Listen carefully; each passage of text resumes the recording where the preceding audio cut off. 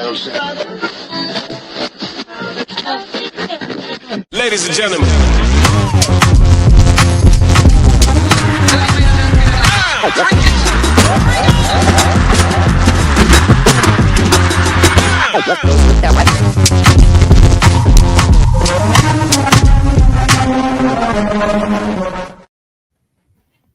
Well, ladies and gentlemen, welcome to another edition of the Marquee Show here on Black and White United, brought to you by New Homes Victoria and the Hopper Bros Barbecue. It's the Sherrin stand, and introducing our regular fan favourites, the man with the valid, cool, calm points, the voice of reason and the sound of reassurance. It's Mr. Turtle himself, David Hatley. Hatterz, welcome. Good evening, all. Welcome to everyone out there at Magpie Land. And crossing live here from Sunbury all the way to the middle of nowhere with his dial-up Morse code internet reception. Ladies and gentlemen, it's Dan from Tajikistan. My cut got my internet sorted. The old rabbit is. Oh, that's the best. Yeah. Welcome, boys. It's great to have you both with us. We've got a massive show tonight ahead for everybody watching, and they're all streaming in now, which is really good. We're going to touch on Collingwood's form. We'll talk about current situations at Collingwood, the result against Adelaide, the Isaac Ranken situation. We'll look ahead to the Dees, potential ins and outs for Friday night, ladder predictions, and also we'll touch on the VFL wildcard final. But first, as usual, as we always do on the Sherrin stand, it's the first jab. Shame on anyone to boot a champion. Sometimes it may be good, sometimes it may be shit. Dan, the floor is yours. Yeah, my first jab is just the AFL fixture. We've got pretty much a two-tier competition, bottom 9, top 9. A lot of it's luck, and you're never going to have complete fairness because no one plays each other twice. But what's going to separate teams from finishing 1 and 2 opposed to 4 and 5 and so forth is literally who they played. We've only played West Coast once, Richmond once, the Eagles once. You double up on one of them, just even one, you've locked in top 4. But now we're sort of obviously fighting it, whereas Geelong have played, I think, 2 of those bottom 3 teams twice. There's a bit of luck involved. Like, you've got Adelaide, who finished 15th last year, but they were always projected to step up a little bit, I would have thought. But we've those 3 games in 12 days, and we weren't playing bottom teams. We're playing Brisbane. We're playing Hawthorn. They're the kind of things that and Collingwood draws AFL to, they don't particularly care about our predicament. They need us playing in big games. There's no benefit in us playing North twice to get 40,000 or 50,000. They prefer us to play the blockbusters where they're getting 70 and 80 and 90, and that's what they want. So I would like, hopefully, Craig Kelly and co. I'm sure they will, but have a word to them and say, look, off the record, and say, this has got to stop because it's actually going to affect the outcome of flags. Geelong finished in second. There's no way knowing, in my opinion, they're the second best team in it. I don't think they are. They are hitting good form. They play well against Sydney, but in saying that, I wouldn't mind playing a Geelong. One of those teams that have all the Suns who have been looked after ridiculously. Their fixtures are out of this world. If we had that, we would be sitting clearly on top. So I wouldn't mind playing one of them in the finals because finals you can't hide. So yeah, that's my jab, and I hope Collingwood's sometimes a victim of its own success and fame. They draw big crowds. AFL want them in big games, but at times, just on that, you're talking about the fixtures and stuff like that in particular. If you look at ours, every single AFL club, especially the Melbourne-based clubs, when they have an anniversary game, we're the first one that they always ask for. But then you've also got to take into consideration that We play the Easter Thursday game against Brisbane. That's their marquee game. We play the Big Freeze, regardless if it's Collingwood's home game or Melbourne's home game. That's their marquee game for the year. We also play, most of the year we play Carlton twice. That's the Peter Mac Cup. So you've got Carlton obviously there that are, that we're their marquee game as well. And I'm sure there's Anzac Day. So there's heaps of them there, So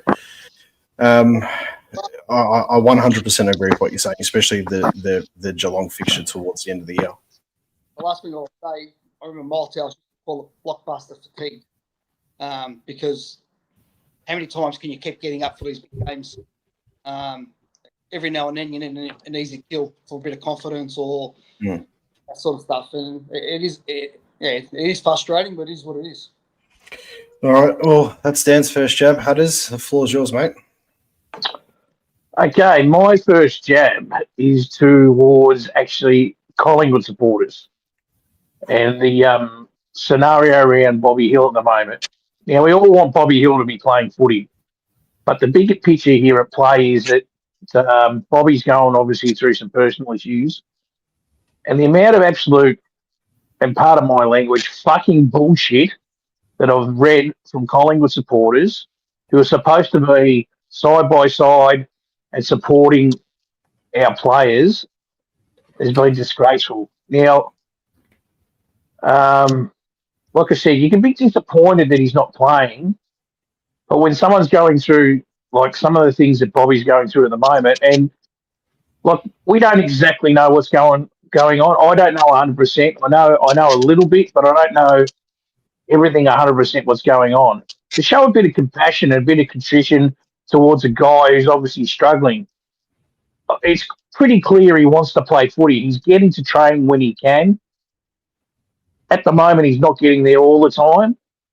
And for people who should know better, and who really should know better, who are actually adults that have been in charge of footy forums and whatever, to be carrying on and potting him, I'm really disappointed in people that I know that are some of my friends.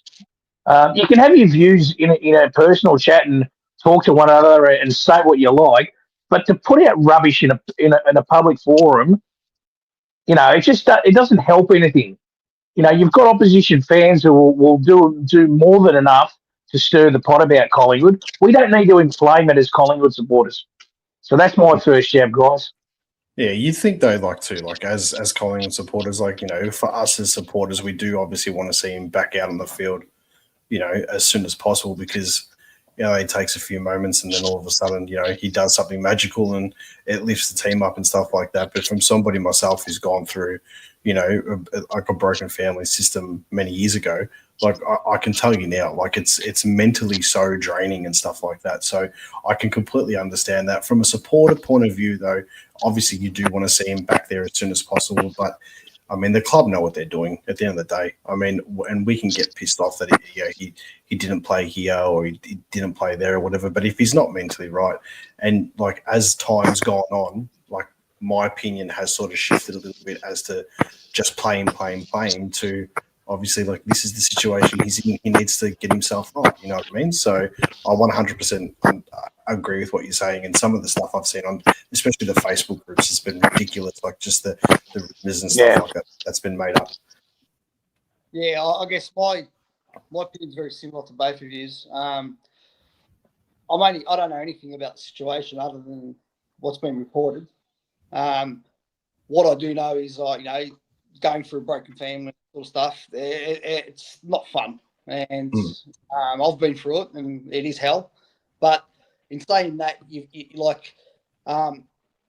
my opinion has shifted like yours, Andreas. So the reports were coming out last week from the media, and that's all you can base it on, because I obviously don't know any better, was he was keen to play. So my opinion was, well, if he's keen to play him to cut for a game. But hearing Maynard's presser and Fly's presser, it's gone now to, I'm worried about him in terms of, I think he's in a lot more trouble than what I first perceived, going by the reports. So, we go by the side-by-side mantra.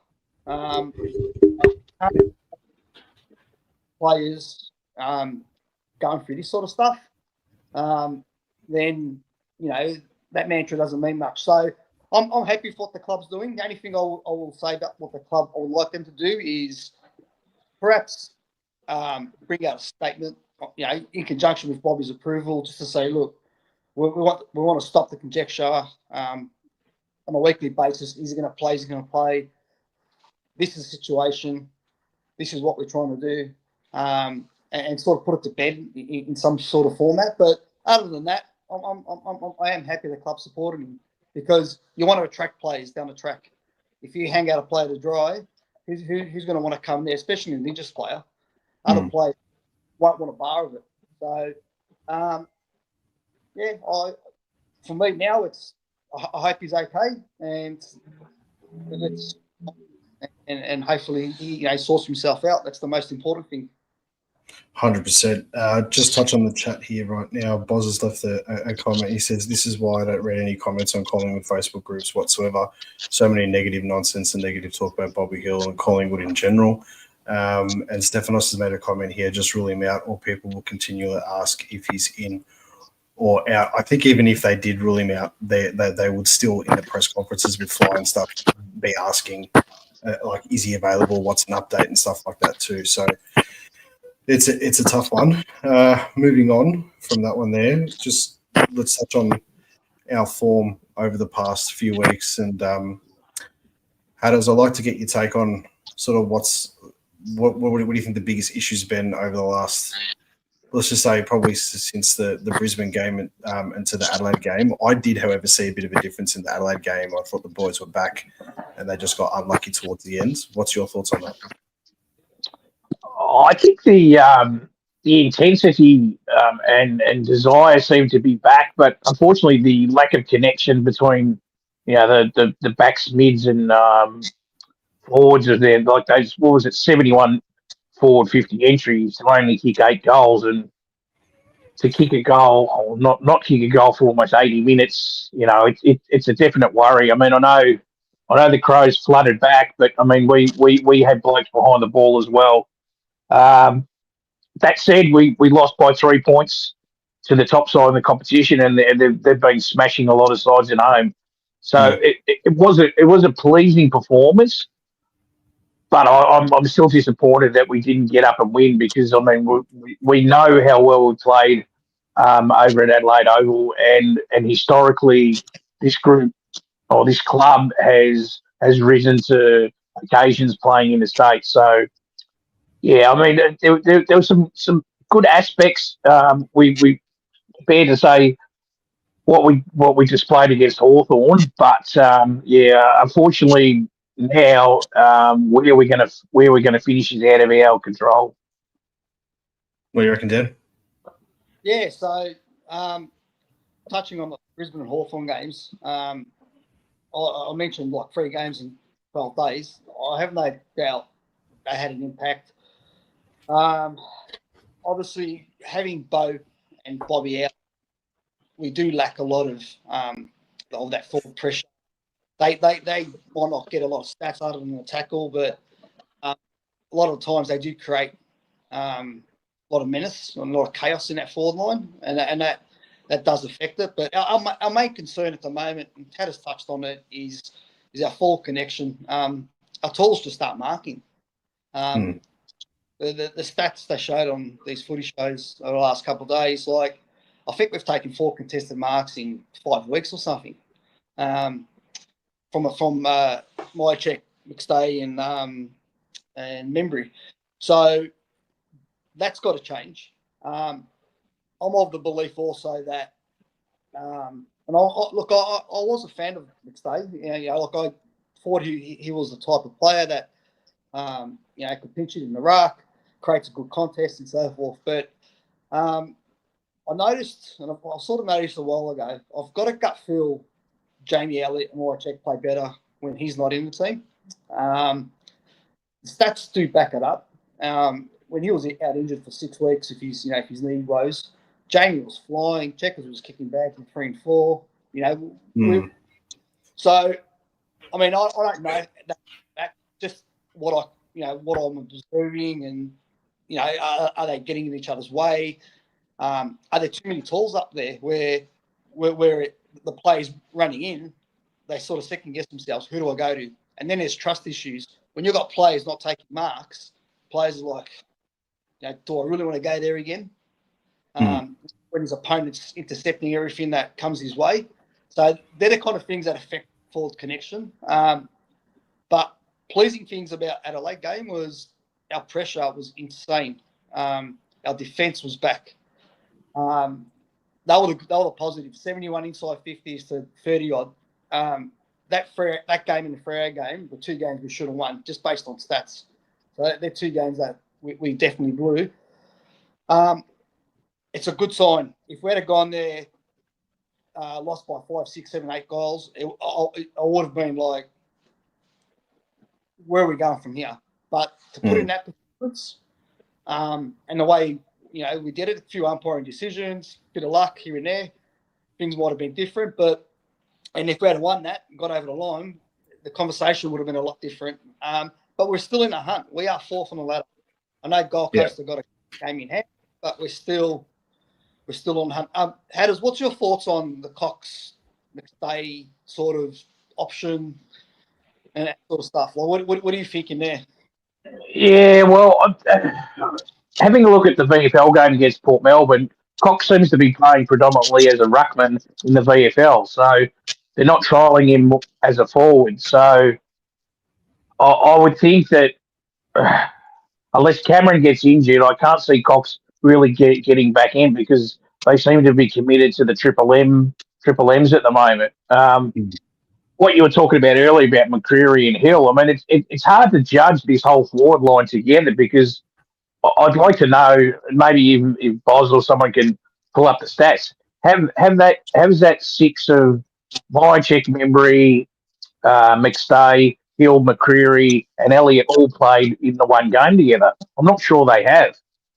They may have played maybe 1 or 2, so it's hard to get a sample size to work out whether that group of 6 will actually combine well in the finals. Because I think ideally that would be our best forward line 50 option. But you know, obviously Hill's unlikely to be there, so it's hard to judge. And I think they've compensated by playing an extra tall, but I don't think that has suited us because it's just further shown up the lack of speed in the forward 50 by not having Hill, and McCreery's obviously missed quite a few games with injury as well. You've also got to take into consideration with that too is that they're probably going to play Jordan De Goey up forward as well at some points, and he might start up there as well on the half forward flank. So you've got a really tight selection squeeze when it comes to that. So you know, Cox obviously needs to rest up forward when he's pinch hitting in after he pinch hits in the ruck, because you can't just pitch it at the ruck and come off. You're going to have to rotate forward because the others are going to have time as well. But then it sort of becomes a bit of a side that's a bit too tall. And a perfect example of that is you look at the game against West Coast.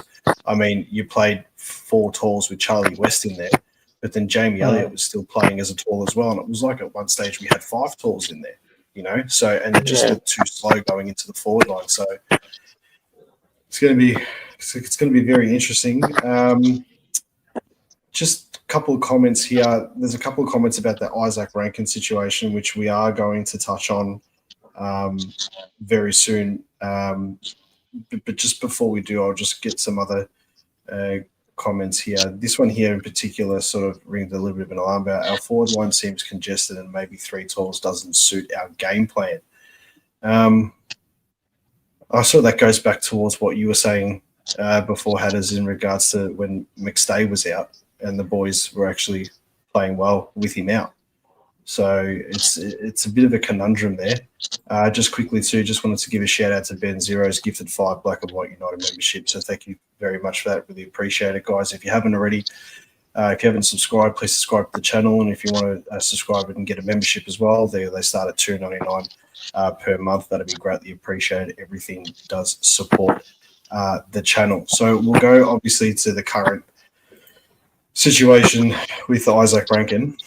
Now, my thoughts in particular about this whole situation is, and there's been some developments and stuff like that have come out tonight. And yes, it is by our favourite journalist here, John Ralph, who's put it on Twitter tonight. He obviously the Adelaide deliberation with the AFL has gone into another day, which I think they're probably trying to figure out how to get him off as light as possible. But Adelaide's submission to the AFL contains the defence that a war of words on Saturday night with Dan Houston led to Ranken being triggered after the ex-Power star referenced knocking him out in last year's showdown.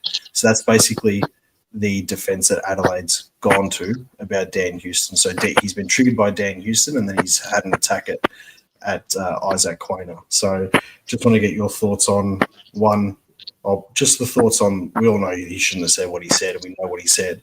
But Dan, I just want to get your thoughts on the punishment side of things. Should he get 4 to 5? Is the AFL going to let him go a little bit lighter for this? Like, what's going to happen? I know Eddie and Jimmy said on their podcast, Eddie Maguire said Greg Swan should come in and slap him with 7 weeks, and then the next one after that being 8 weeks, and so on and so forth. What's your thoughts on it?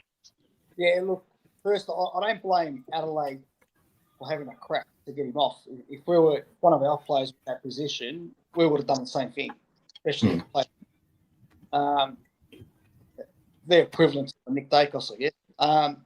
But in saying that, he said it. There's precedent. Every players know the rules. They know what they can and can't say. And it's got to be a minimum of 5 weeks. Jack Graham got 4 weeks because he actually self-reported, whereas Ranken didn't. It was brought to the attention, I believe. I think the AFL protocols are that a lot of people, opposition supporters, are having a go at Collingwood because they dobbed them in. It doesn't quite work that way. Like any organisation, any workplace, if there's some sort of abuse or language used, it's duty of care of Collingwood to have to notify the other club. It's actually, I'm almost certain the AFL. Otherwise, Collingwood would get sanctioned for it, for sweeping it under the carpet. But look, they're going to try and get him off. But what I think is going to happen, maybe 4 weeks. Maybe hoping AFL might. I mean, they're going to struggle to justify 3 weeks, but they might get away 4 weeks. Where if they lose the first final, he's still available. But I don't trust the AFL. I don't trust the process. They're a bit of a shambles, but to be honest with you, I just want consistency in the whole thing, though.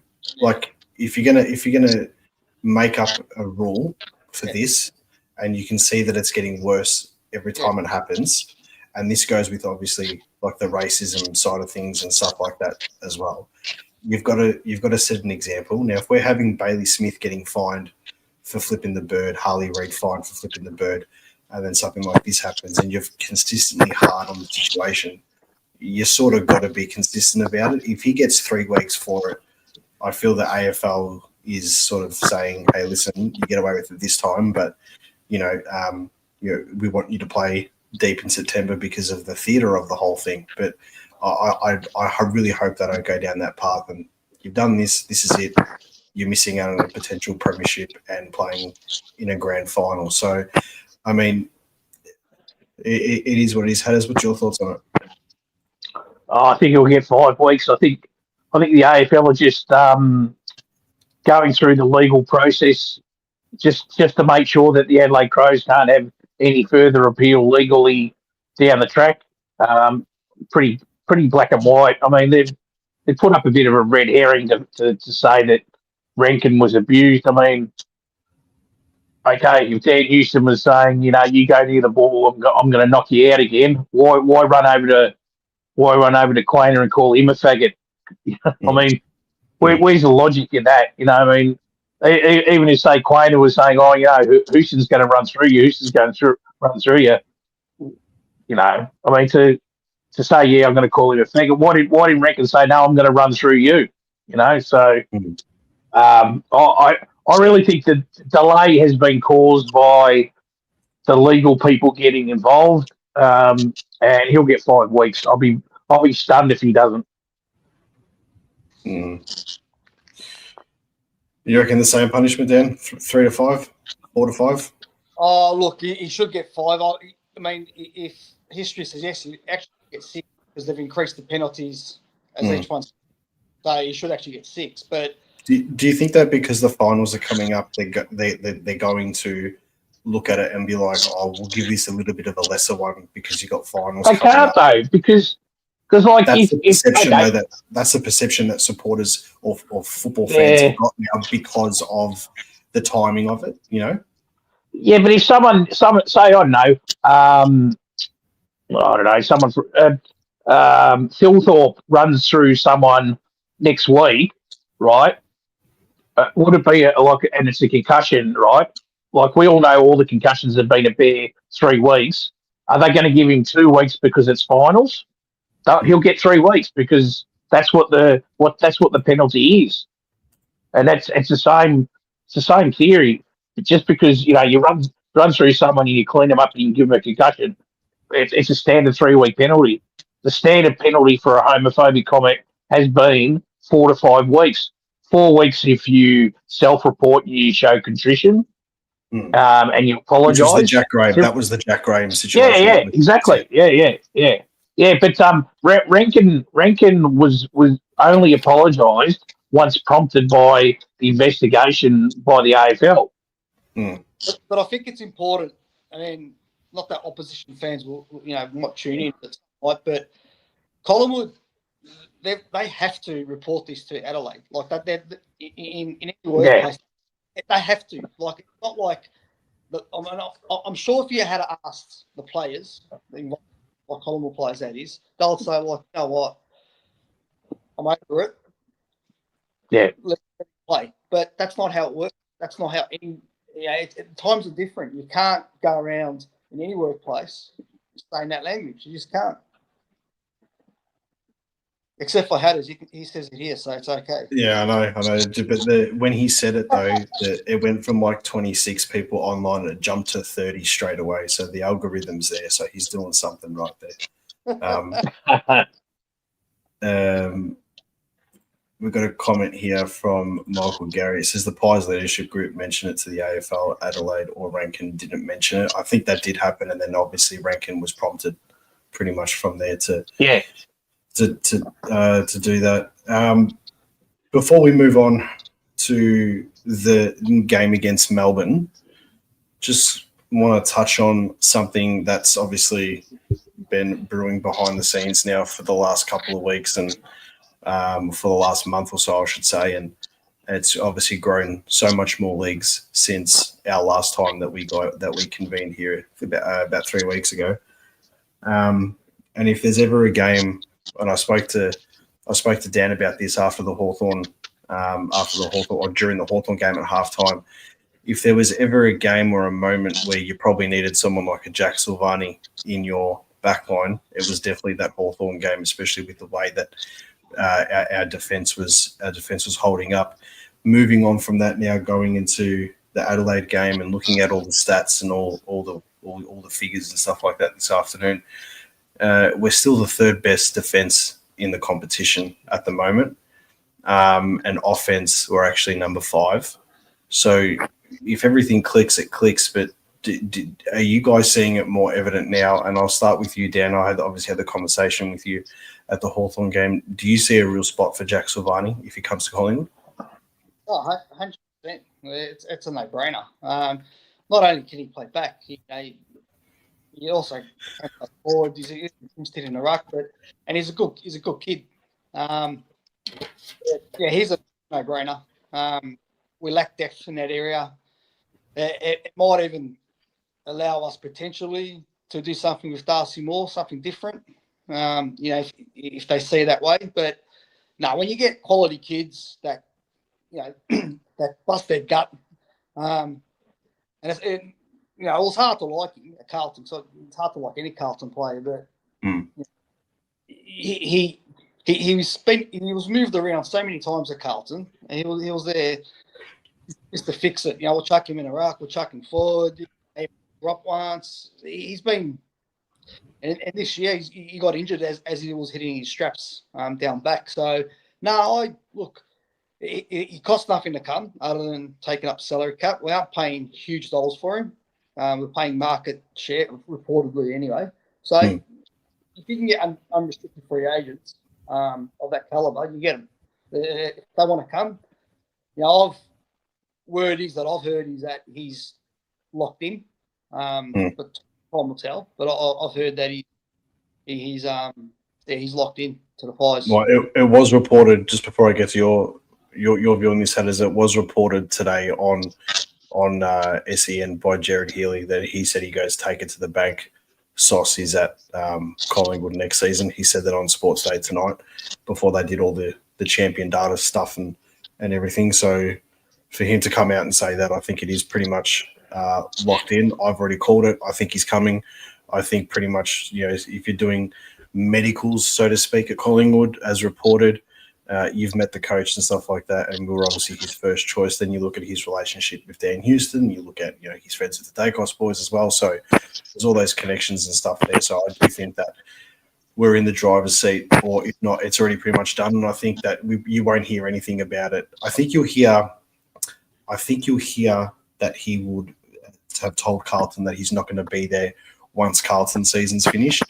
And then obviously it won't say anything about Collingwood until our season finishes and stuff like that. And that's when I think that it'll be announced regardless of where we finish, whether it's the first week of the finals, second, third, fourth, or however deep we go. I think it'll come out after that he's chosen that, because then pretty much, a month off and then pre-season starts. So you got to hit the ground running. What's your view on it, Turtle? Yeah, more than happy to have Silvani come across. You guys have touched on it. He hits all the marks for what we need. He's at the right age bracket.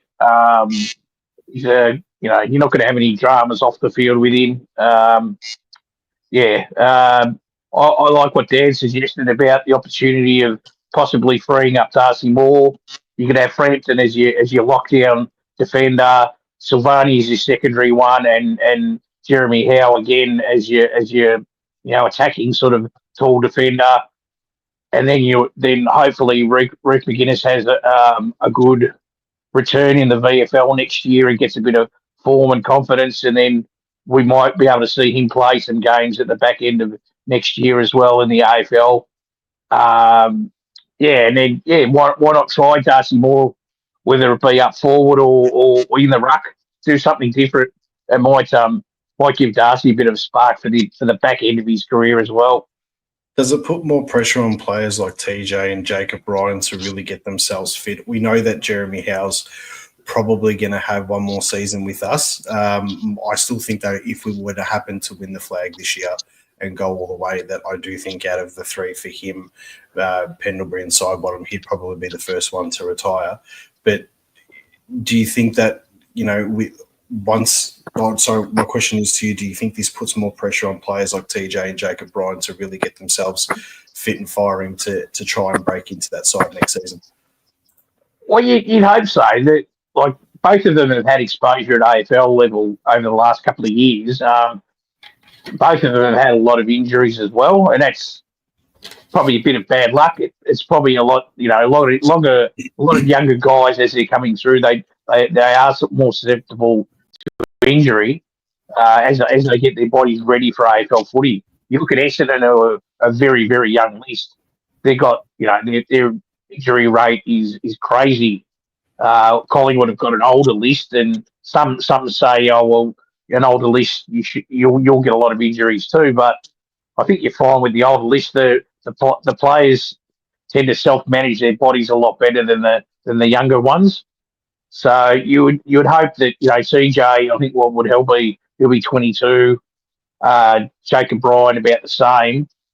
That they might be getting in a bit more maturity into their bodies with another pre-season into them, and they'll get some opportunities playing across halfback as well next year. Yeah, I really hope. I mean, Jacob Bryan was really stiff. He made his debut, I think, against the Dogs or so last year, and then he ended up getting knocked out. And then he hasn't been able to crack in, and then obviously he had a season-ending injury this season. I'm going to keep the delistings and the contract side of things for another episode, not for tonight. I did a video recently about it. But I think for us really to discuss it, I think we'll wait till our season finishes at whatever point. That'd probably be a bit more relevant then, and also seeing how far we go into September. Well, and for us to get into September and to actually make a bit of an impact, we've got a game this week, boys, and it's on Friday night, and it's against Melbourne. It's our home game at the G. Starts at 7:10 p.m. Dan, what do we need to do to beat the Dees? Because I take their game. My personal opinion is I take their game against Hawthorn out of the equation. If they bring the style of play they played against the Bulldogs, and the Bulldogs are playing some pretty decent football at the moment, and albeit they had to change a coach, so they had that momentum, new voice, and every time a coach gets the arse and a new one comes in, there's always some sort of different mentality, and you can look at us when Robert Harvey took over after Bucks and stuff too. So what are your opinions against Melbourne on Friday night? Yeah, look, if we're going to do anything in September, we've got to beat them firstly. Will it be a blowout? I have my doubts. We haven't blown out many other teams for a while now. So even when we played Richmond and North and Eagles, they weren't massive blowouts. You would hope, knowing the issue with top four and percentage, that the players, have a different mentality of just getting over the line. I think we'll win. I'm very confident of that. The margin, I'm not sure about. I don't think I can't see it being a blowout. Melbourne have been quite good, and it all depends on their mentality too. I mean, sometimes in the last round of the year, some teams just can't wait for the siren to go so they can. Well, that was evident last season when we played against them in that last game, and we had to win by 200 points, and we started off like a house on fire, and they were pretty much shot from the start. That was probably one of our most consistent, best games of the year. That last game against Melbourne, I'm sort of hoping for the same thing, that they decide to go on a holiday, but then you sort of don't want Essendon to do that against Gold Coast either. Yeah, well, they're already on the Gold Coast, so they're probably going to head out that night. So I don't like our there. But look, end of the days, the finals are a different ball game. The new season starts. You get a week off. I still think we'll finish top four. Hatterz knows I've done the ladder predictor to death. Yeah. So I had to make a video on it. I was doing it that much every day. I'm on my phone. Like even on the shitter, I'm on the phone trying to work out what's going on. Look, I'll quickly touch on that. If Hawthorn beat Brisbane by 20 points or less, then all we're going to do is knock over Melbourne by 20 plus, and top four's locked. That's it. I think that's our best shot. I don't know how Port Adelaide's going to go with Hinkley's last game, if they can cause an upset, but we need that game to be close at least. But Essendon, I think the Suns will absolutely wipe the floor off them. But in saying that, the Bombers in the last 6 weeks haven't been pumped, I don't think. I heard that on they played all right against Sydney a few weeks ago too. Like they were within, I think at one point they got within 10 or 15 points at one stage, and then Sydney just showed a little bit of class, but they obviously had all their young boys playing and stuff too, and Zach Merritt's obviously out now for the rest of the year, so that's a big blow for them. But the Bombers will only have like a 5-day break with all their injuries. They're ripe to get pumped by 15 goals. But So are we doing changes for the game yet, or not yet? Is that later? We're looking ahead to it now. I'll get Hatter's opinion, and then we can talk about the ins and the outs of the game.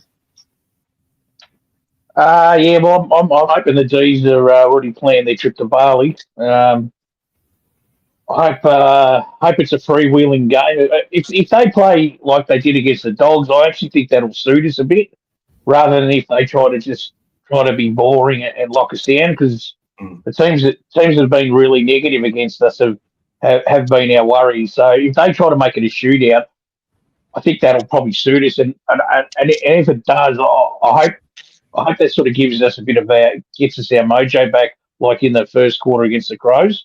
Mm. So I'd expect to win. I probably think we'll win by somewhere about like 5 goals. A bit similar to Dan. I can't see us absolutely smashing them, but yeah.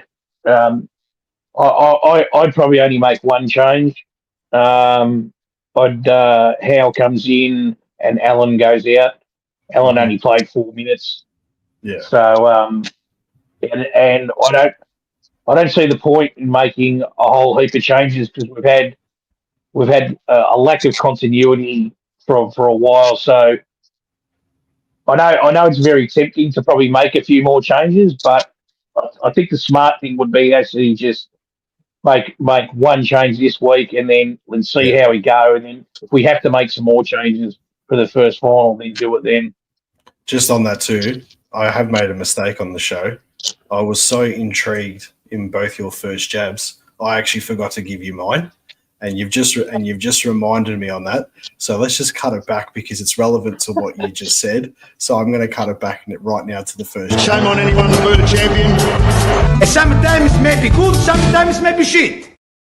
And I think I was so focused on the whole Bobby Hill thing, and obviously I just forgotten. I wanted to remind that my first jab this week was exactly what you just said about Alan, and that goes to the Collingwood coaching staff.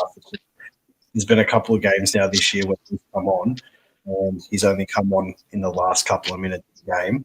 And I just think for someone, my personal opinion, and I said this on the Woods podcast last week, my personal opinion is that I personally don't rate Ed Allen as much as what other people do.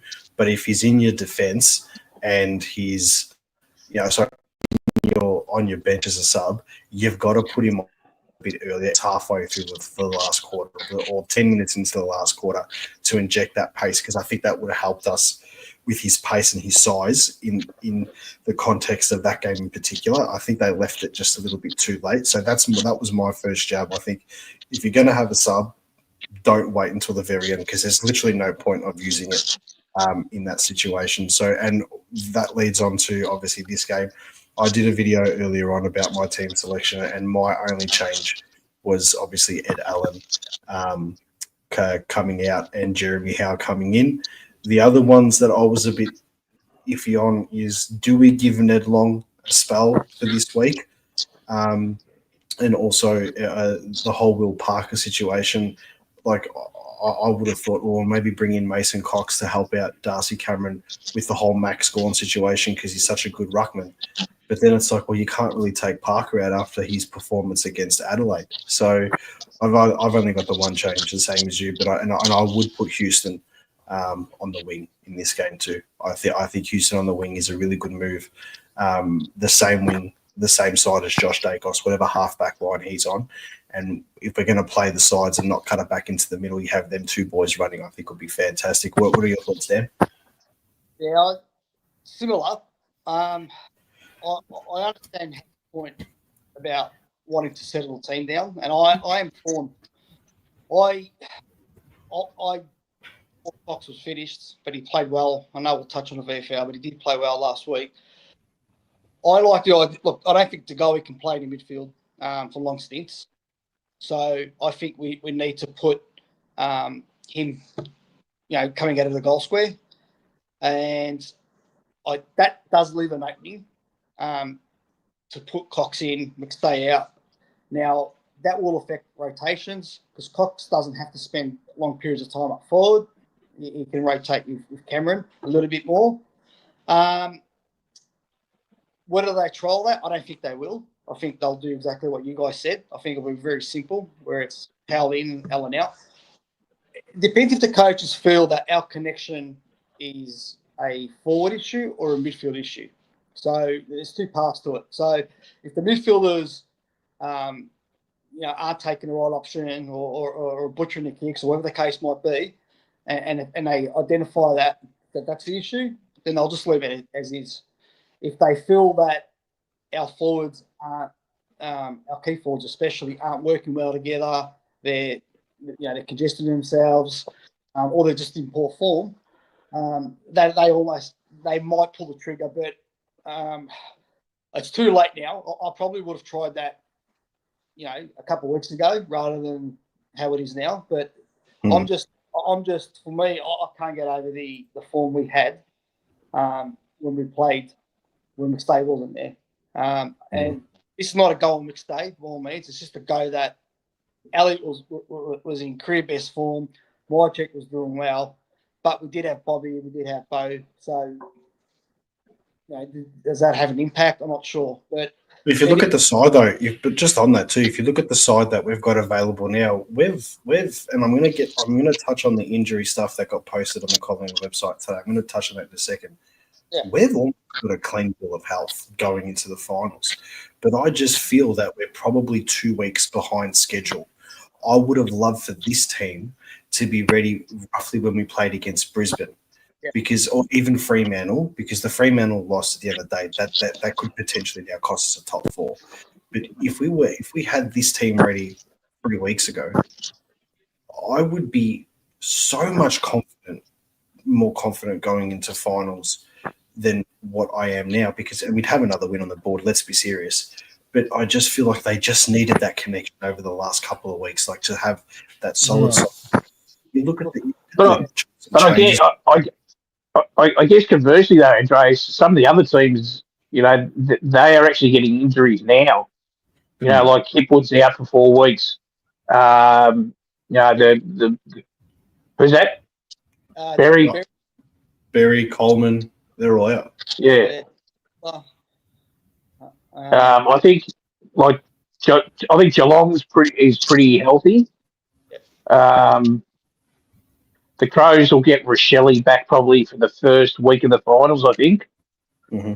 But Ranken's more than likely going to miss the whole final series. If we can, and I heard like Luke Hodge talk about it during the week. He said Collingwood being an experienced senior list of players, if they can still hang on to 4, having that week off will be hugely beneficial, because then they can just have a crack at it for a month. 100%. I said just on that. I said on one of my lives, I think it was last week or the week before, we are probably. I've said this so many times. The week off between the home and away season and the finals, as a football supporter in general, I hate it. It's crap. I absolutely hate it.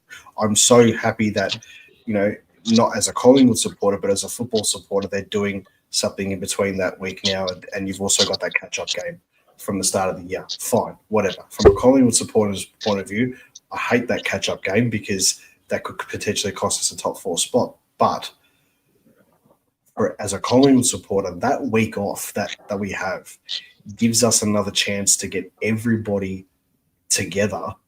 And for the position that we've been in, that couldn't come at a better time. The only downside is, though, if we absolutely smash Melbourne and we've played ourselves into form, you're going to have that week off between the finals, so you don't want that to sort of stuff up. But injury-wise and getting a mature list ready, these boys will be counting down the time for that week off, ready to go before the finals, especially if we finish 4th. I think it's going to be really beneficial for us moving forward. Before I get to some of the comments, I just wanted to touch on what Jared Wade has said moving into the injury list. So we've only got one assessed this week, and that's Jeremy Howe.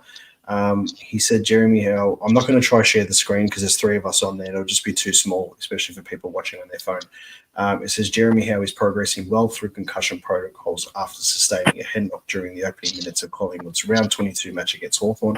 Howe will be assessed over the week to determine his availability. He's at full training, so I believe he'll be in. Our injury list, so obviously Howe's the concussion, he's getting assessed. Charlie West is 3 weeks away. Jacob Ryan, 5 weeks away. Ilaru Smith is 6+ weeks away. Tujaith season, Lockie Sullivan season, Reef McInnes season, and just one player I want to touch on before we move on. Harvey Harrison obviously is out. I think he's going to be a really good cog in the mix next season. What are your thoughts on that, Dan? I love him. He's if he didn't do his knee, he'd be in our best 22 or 23 as it sits today. He's exactly what we need right now. But we'll set him up for a big year next year. I think he's one of our best. Him and West, I think, are our two best kids that are coming through. But yeah, look, it's our best 23 as it sits, bar for Bobby, obviously. It's there. They're all playing. So we are healthy. I think we're in this up to our eyeballs. Having experience too does help in a lot of ways. One way I believe is when you're inexperienced and you've gone through a down patch form, you start to doubt yourself a little bit more and so forth. Depending on how these players here, they've been through this before. They've been through down patches. They know exactly how that it's never as good as it seems. It's never as bad as it seems. Hal Pendle spoke to the group after the Adelaide loss, which I read, was exactly what here. He said, we're back. I'm only paraphrasing, we're back. Our pressure's back. Our DNA's back. We didn't get the result. And they're the kind of things that a lot of teams don't have. They don't have that abundance of experience. And I think that's going to hold them in good stead. Which I still do believe we are going to sneak into the 4. I honestly believe Hawks will beat Brisbane just with the amount of injuries that Lions have got. They've had a poor record at home. They've dropped a few games recently, and I will back us against Adelaide in that first final. I especially having a week off, being fresh. You saw what 8 days did for us. Imagine what 14 days would do for us. So look, it's one of those things where the guys get through Melbourne pretty much injury free, get a good win, sneak into the top 4. New season starts. It's over. You get a week off, and that's what they're going to focus on. Forget about what happened to Hawthorn, what happened to Brisbane, as close losses to Freo and Adelaide. There are stats that people say no premiers have won or have lost 5 of the last 6 games and gone on to win the flag. Well, stats aren't meant to be broken. History is a good guide, but it's not the be-all in all of everything. There are reasons for some of our issues, and there are good enough signs against Adelaide to say that we can turn this around. And am I as confident what I was 2 months ago? No, but I would not be writing this team off. No way. Do you think, just going on the other results and stuff like that like we sort of need all the machinations and everything to try and get us into the top 4? If there was one result this week, and like let's just say, like just for the argument's sake, that the Pies were to beat Melbourne 5 goals or whatever, is there a game, for example, the Port Adelaide Gold Coast game? Is there a game? I mean, that's pretty much all that there could be, apart from the Bulldogs and Fremantle for them sneaking in the 8 and the Brisbane Hawthorn game. Do you think there's a chance that Port Adelaide could beat Gold Coast, for example? You're thinking about it, it's Ken Hinkley's last game, it's Travis Boak's last game, the farewell game. Do you think there's any sort of chance that they can pull something off there? Because, Gold Coast know they just got to beat Essendon and pretty much secured a final spot. Do you think there's anything there that, or am I just being too much of an optimist as a Collingwood supporter and hoping? Just quickly, is they lost to Richmond Gold Coast. They're a younger team that got found out against GWS. They don't have the old like we do, and that will eat into them a little bit. Are we good enough? Are we tracking okay? So I don't think they're going to do any damage, the Suns, in September, but all we need is Port to close the gap. If Suns get away with, say, a 15-point win and we beat Melbourne by 30, we've roughly got about a 50-point head start on them and Essendon. So they have to beat Essendon by more than 50. So that's one possibility. Then, obviously, if the Hawks beat Brisbane and we beat Melbourne by more than they beat Brisbane, we'll keep our spot in that in that thing if that happens. So there are a couple opportunities for us to sneak in, which aren't out of the realm of possibilities. I mean, Yeah. if Hawthorn beat Brisbane by less than, if they beat Brisbane by less than 20 points, Brisbane will be out of the fall. Hawthorn will still be fifth, and we'll stay in fourth position. And Suns will leapfrog everyone and end up playing Geelong. So it's, I hate that we have to rely on other teams, but it is what it is. Well, we put ourselves in that position anyway. So we had that fade away. We were playing probably the best football of the season compared to any side and how they've played. I think we're playing the best, most fluid, most entertaining brand of footy. Obviously, Geelong is playing some really good footy at the moment, but if you look at who they're playing against, I don't think that it can sort of match who we were playing against at the time. So yeah. But the other game that I just wanted to quickly touch on, it's not Collingwood related, and I do apologise for everybody. I am going to mention one thing non-Collingwood related, but there is another massive game on, and I just wanted to get your boys' take on it. It's the Western Bulldogs versus Fremantle game. It's at Marvel Stadium. Do you give Freo any chance here? Sportsbet's got the Dogs at $1.29 and Freo at $3.64. Hatterz, would you give Freo any chance in this game against the Dogs at Marvel? Yeah, you don't know about Fremantle. They've had so many games where they've cut. They've gone gone interstate and played better than they have at home. They beat us at the MCG. I think they won at the SCG when the Swans were sort of had a few better players back. This is obviously Fremantle's last chance, and it's the Dogs' last chance. The Dogs are really good against teams who are their defences are wide open. Longmire's going to make it a slog, so I really don't know. I can't pick this game. Dan, what happens if it's a draw? It's a draw, then Freo, I think, pretty sure. I only focus. I'll tell you now, if it's a draw based on percentage, no, Freo are 2 points. Freo are a game clear anyway. But then obviously if the Dogs win, their percentage is 140.3. They've got the third best percentage in the competition at the moment. So if they were to if it was a draw, then Freo sneak in. It'd be interesting. The ladder predictor doesn't actually, on the AFL website, it doesn't give you the option for a draw, so you can't actually put it in if it was, which is a bit annoying. But the one that does it. Yeah, AFL app, yeah, absolutely, yeah. Oh, because I was doing it on the screen. It doesn't allow it. Just on that game. Oh no, it does. If you drag the margin to 0. Yeah. Malaka, I'm so stupid. Now I'm going to be up till midnight tonight trying to do all these things where it'll be a draw here, draw there, blah, blah, blah. I'm the expert when it comes to that stuff. Oh, yeah, you did. Yeah. That's interesting. That game does affect us, and I'll tell you why it does affect us. I want Freo to win. Dogs scared the shit out of me. Yeah, I think so too. I don't want to finish fifth and play the Dogs week 1. I know. Or the Hawks week 1. So if Freo sort of sneak in, stay 8th, and we fall to 5th, give me Freo any day of the week.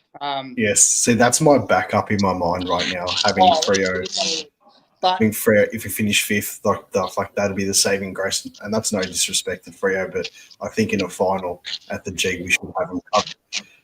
Where does that leave us after that? I think that leaves us with a loser potentially out of like Adelaide or Hawthorn or Adelaide Gold Coast, whoever plays that one. We'd end up playing the loser out of that game. So I actually think if we were to finish 5th and play Freo, we could potentially make our way through to the prelim.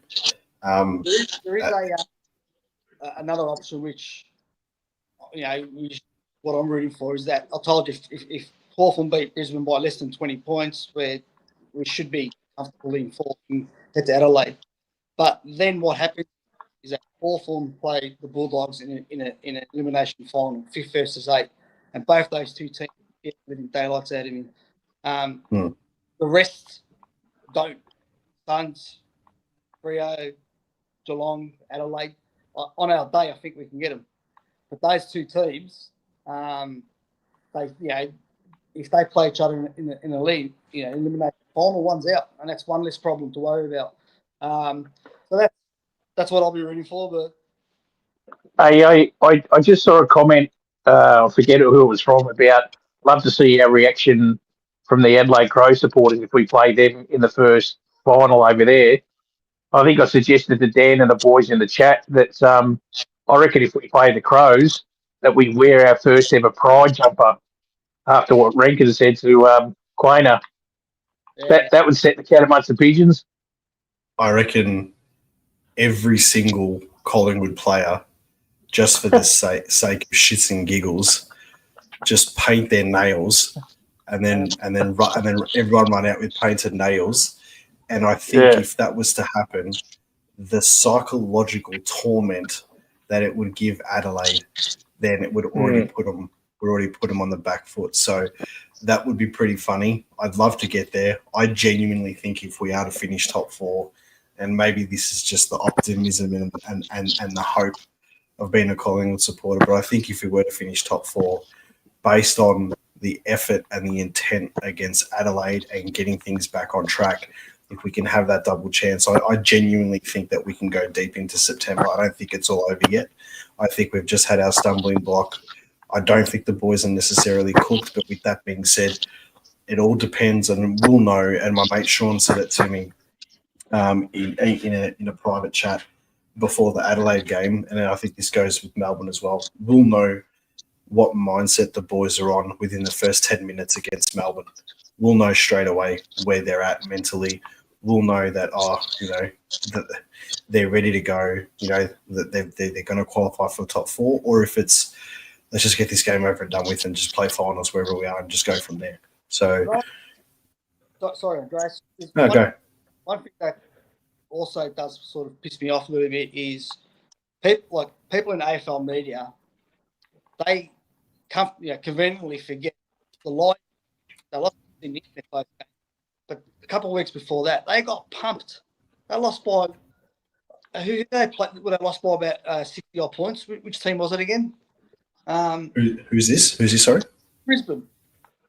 Gold Coast beat them. Gold Coast smashed them by 11 goals. Yeah. Now, the narrative around all the radio stations and TV shows out here is Brisbane's, they're still one of the best teams in there. This, that, they are pumping on. Whereas when we lose, it's just story after story. That's just negative. It's like every team's gone through a lull this year. Every team. Mm. Well, it's funny you say that because the last 6 weeks or 7 weeks they've gone win loss, right? Yeah. And they've been if they didn't beat Fremantle the way they did, even if they had a won just, or then if they had a lost, their position in the finals, this game against Hawthorn is even bigger if they didn't get that win against Fremantle. And we're talking about us still playing or the media's talking about Collingwood is still going to play finals, but they're cooked. They're going to miss top 4.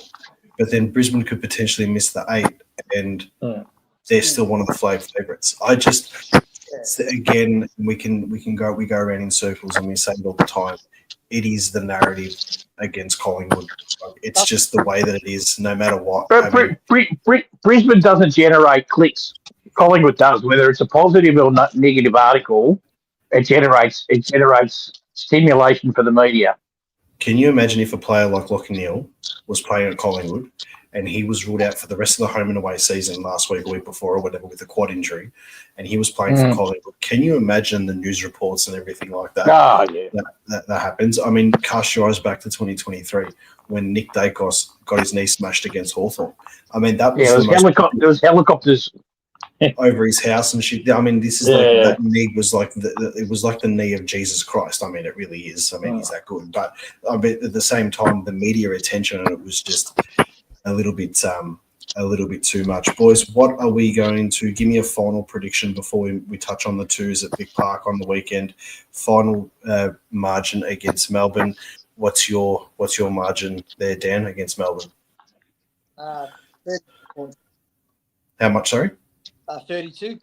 32. Hatterz? 27 points to the Pies. Oh, you nipped me. I was going to say 27, but I'll move it down to 26 there, so we're not the same. All right, moving over to before we're obviously wrapping up towards the end, a look at the game, the wild card round, the finals in the VFL. We're playing against Williamstown. Hatterz, two things. Would you like to say, and I've already asked you about the wild card. Have I already asked you about the wild card for next season in the AFL? Have I already asked you this question? I'm not sure. All right. So I'm not a fan. I'm not a fan. There you go. You just answered it. Dan, yes or no? Are you a fan of the wild card for next season in the AFL? No. No, Yeah, okay. the money can grab because no one's going to win the flag from 8th of March or 10th. So, Well, look, I'm looking at it as if we happen over the next couple of years to have a bit of a dip and we're mid-table, if it means that we've got a chance of qualifying for finals, I'm all for it. Looking at potential positions in the future for us, but with that being said, I'm also a traditionalist for the game as well. But Williamstown Sunday, Vic Park, the boys in front of the Sherrin stand. Hatterz, how you reckon we'll go against your mob, Willie? Well, it's funny. I really can't lose this week. My original Seagulls, if they happen to cause a bit of an upset, beating Collingwood, then obviously from a black and white perspective, I want to see Collingwood win to actually help our AFL side for the rest of the finals. I think Williamstown have lost 6 of their last 7, and they had to win this last round to get in. So they I think they beat Richmond, who were a couple of slots above them on the ladder at Port Gellibrand on the weekend. So good win for the Gulls. They're the leading goal kicker, I think, in the VFL, McLaughlin. He had another good game. So as evidenced a couple of weeks ago, Collingwood pipped Williamstown at Williamstown by I think it was 8 points or something like that. So I think it'll be a close game. Dan, what do you reckon? yeah, look, the thing about our VFL team, when you touched on our injury list, they're all our youngsters. So it's had a massive impact. So they've actually done well to finish the highs that they have.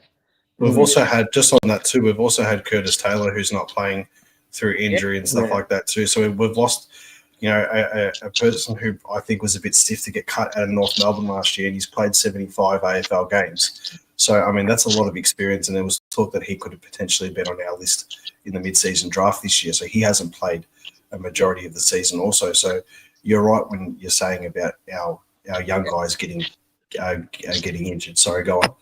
Yeah, look, and I was going to say, sorry, Dan. I don't think Tom McGuire will be allowed to play this week.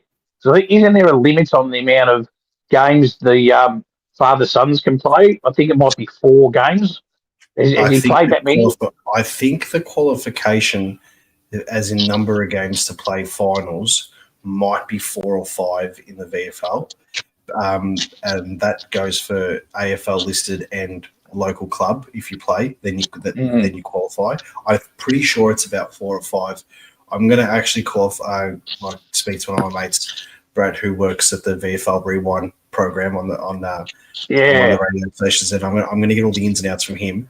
What I'm talking about is Tommy McGuire allowed to play any more games than he's played so far, because I think there's like a threshold. Like you couldn't play Tom McGuire for 10 VFL games because he's limited to what he can play for his TA.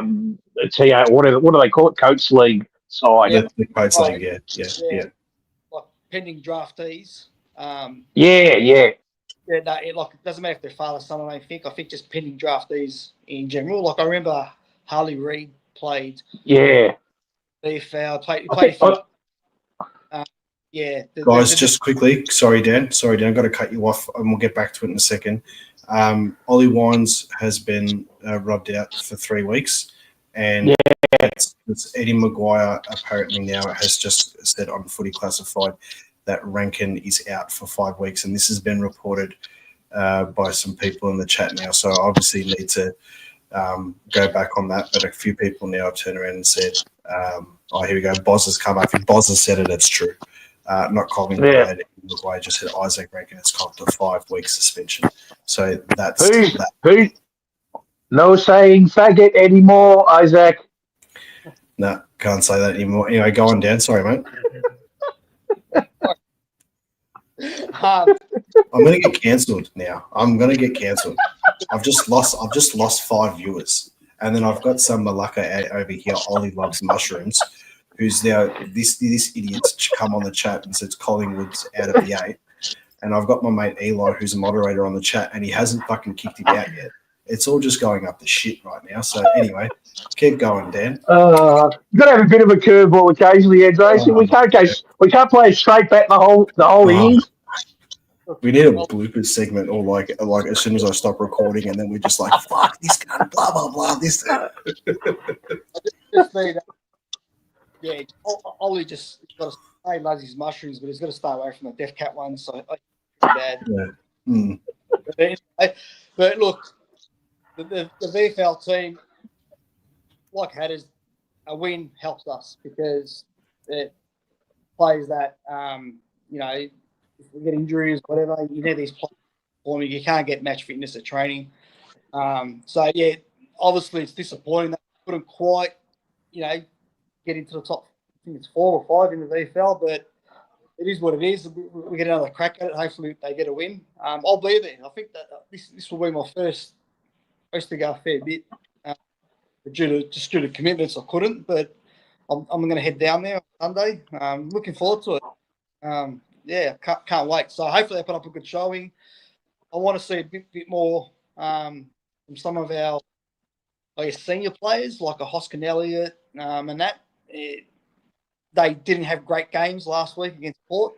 So, and they're the kind of players that are going to be waiting in the wings if injuries do happen. So I wouldn't mind seeing them step up a little bit at VFL level. But yeah, it'd be good to get down there and hopefully we get the win. So you do have to buy tickets for this game, I'm told, as well. You can't just Oh, do you? Yeah, I don't think you can just rock up, unfortunately. I think there's a whole bunch of temporary fencing going on one side. So I think you might of course, the VFL. Really? Yeah, I think you might have to get tickets for this game because it's a final. I don't know where you get them from, and I'm going to give another content creator a shout out. Swoop Luke has actually put it on his Instagram with the link on where to get tickets. So if you want to go jump on his Instagram, click the button, and it'll direct you straight to it. I don't know if it's Ticketek or if it's Eventbrite or if it's through the club or I think it's generally Eventbrite, I think, for the VFL. Yeah, okay. All right. Anyway, I'm pretty confident that we've covered most things tonight. I'll just quickly touch on some chats here. I've kicked Ollie out, so everyone now has come to my rescue, but it's a bit late, so it's fine. I'm going to fire Eli from being moderator as well, so I think that's fair enough. And then all the comments are about Ollie, so I really don't have anything to talk about now. But we've got one here. It says, I'm starting to really think other team supporters spend more time thinking about Collingwood than their own teams. I think it's safe to say that we live rent-free in everyone's mind, whether it's the good or the bad. I think it's more just the jealousy. But I'm pretty sure there was a saying back in the day before my time, Hatterz, and probably when you were a young tacker as well. They had that banner out on the MCG and it said Collingwood domination, envy of the nation. I think that's still very, very relevant in today's society.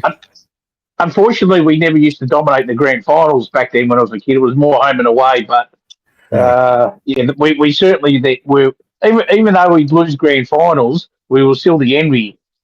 Yeah. The only thing I'll backtrack a little bit just quickly is, like I was told you, the media, when the Pies go bad, they're all over us, and when they go and play, they're all over us.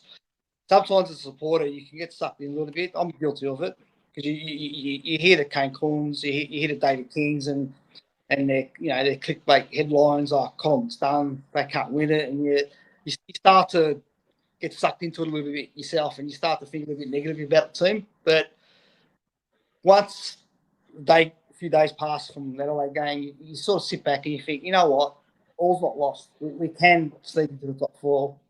This team can, capture that form they had at the start of the year again. Experience does count for a lot in finals, so we shouldn't be, not looking forward to the final series. We should be pumped, especially if we get in the top 4, because anything can happen, and no team is flying. Because the team that is meant to be flying is Adelaide, and we absolutely smashed them in every aspect of field play, but the scoreboard. So. There's a comment here. There's a comment here that's literally what I was thinking about right now. So people still forget Brisbane were counted out last year, given they fell out of the top 4 and were 2 wins, 2 losses heading into the finals, and one of those losses was actually against us at the G. So that's a very true statement. I think though this year, and I'm not saying this because there's a chance that we could finish outside the 4. I just think in general the competition is so even with the way things are going. If there was going to be another team, and I wouldn't have said it about last season, but I think it's more relevant to this year. If there is another season where a team can win it outside the top 4, I think it is this season because of how even the whole thing is.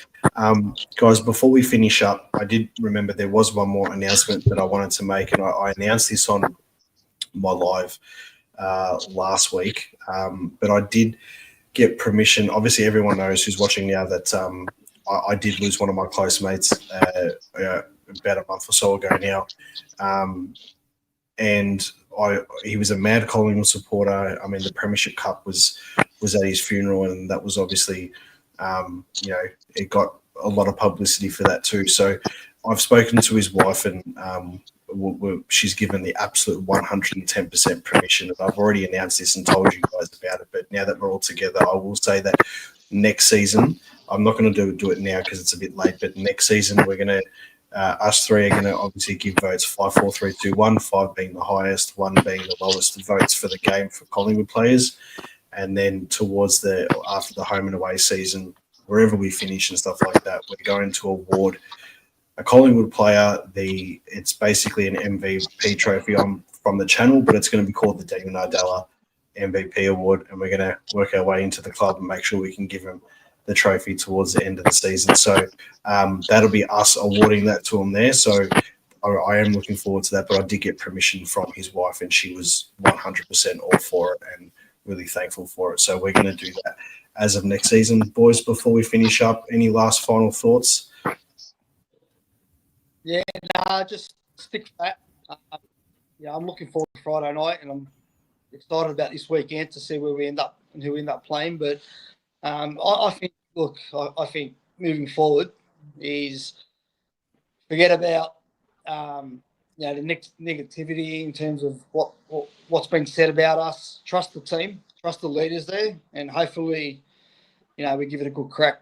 And I've got a gut feel we will. Hatterz? Well, yep, the season is still alive. We've got at least 2 games to go, potentially 4 or 5. So, stick with it. Yep.